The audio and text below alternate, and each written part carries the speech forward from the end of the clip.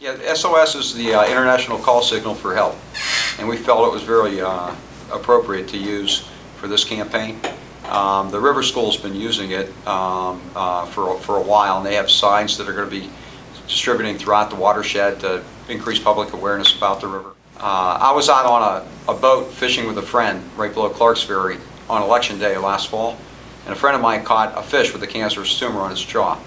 And after I saw that fish, you know, whether it was luck, coincidence, fate, I don't know what it was, but I happened to be on the boat when that fish was caught.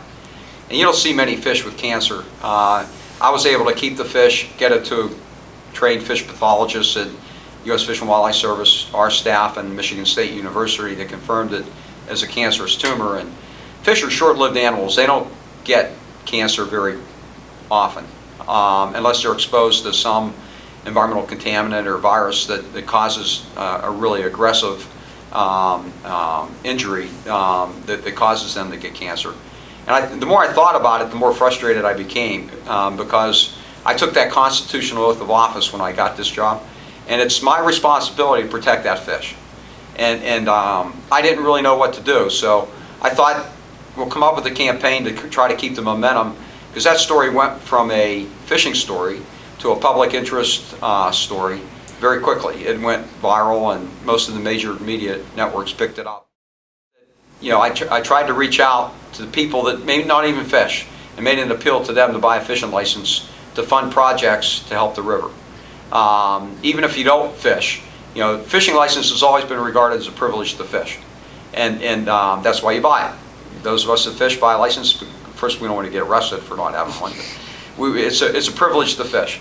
But it's more than that. It's an investment in conservation too. And I've committed that based on our license sales from the first day of bass season forward, everything above the 5-year median that we sell in licenses from now until the end of the year is going to go into the campaign to fix the river. We've also created the SOS button, so if you have a fishing license, you can buy a $10 button, and the proceeds from that button will go back into the campaign to fund projects to fix the river. And then we're going to kick off here in a week or two a crowdsourcing campaign, internet fundraising campaign. Now that's very unusual for state government. State government, as I found out, has never done crowdsourcing before. So there's a lot of obstacles to try to do that, but I think we've got those taken care of.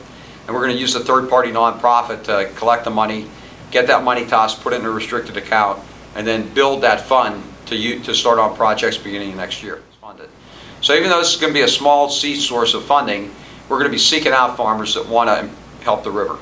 And we're going to be investing in their properties to fence cattle out of streams, do riparian buffer plantings, do habitat, in-stream habitat work to move the sediments downstream so that those streams can recover and the fisheries that live in them recover. But it's, again, one farm at a time.